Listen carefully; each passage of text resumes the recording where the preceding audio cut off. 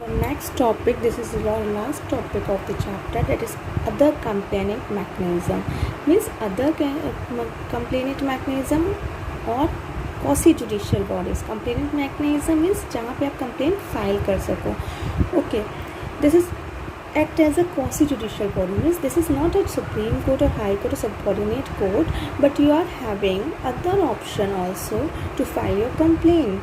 If you are not want to go to the Supreme Court or High Court because the matter cannot be solved easily, or it's a time-taking process, so you can go through this complaint mechanism also. Our constitution provides some provision for that also. Like there are some quasi-judicial bodies like National Human Rights Commissions for women, for minorities. Means some complaint mechanism, other complaint mechanism are also set up in there. Is there? Like the quasi-judicial bodies typically are public administrative agencies under the realm of the executive branch, are largely bestowed with authority similar to the court, and this will be under the executive. Means president के under में रहती है bodies जो कि similar authority है like the court, है ना. executive branch agencies होती हैं which is having the similar power as similar to the court. This body has power to resolve disputes, punishment, impose any type of punishment. Like quasi-judicial bodies include National Human Rights Commissions, Central and State Commission, Consumer Redressal Commission, Income Tax Tribunal, and so on.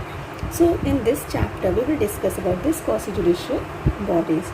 So the most fundamental one of National Human Rights institution include most fundamentals. Means mostly this complaint mechanism is used for if anybody's human right is abolition, that person can go to the National Human Rights Commission. If they covers under the minorities, then National Human Rights Minorities will there. If they covers under the women topic, women's want to file a complaint and they do not want to go to the court, so National Human Rights Commission, National Commission for Women's SC/ST Commission is there. Then okay, so these are the commission which we will read in this chapter. This commission are independent and autonomous, transparent bodies हैं, ठीक है, किसी पे dependent नहीं है.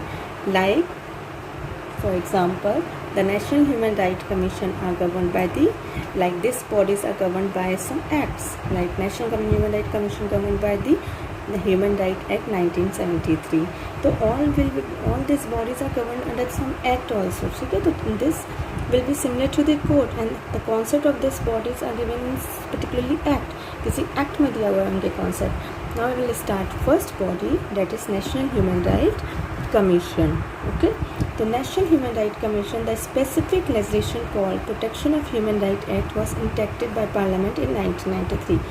Now this was made in 1993, in which legislation को लगा कि एक ह्यूमन राइट कमीशन की बॉडी होनी चाहिए जहाँ पे आप ह्यूमन राइट्स को प्रोटेक्ट कर सके, because nums of cases were pending in the supreme court और हाई कोर्ट. सो एक सेपरेट बॉडी को बनाया गया विच was established as like National Human Rights Commission, an independent institution with the power and function to protect human rights. Made it for the protection of human rights. Word से समझ में आ रहा है, तो ये किस लिए बनाई गई है? To protect human rights. This act also provide for the constitution of a state human rights commission at the state level.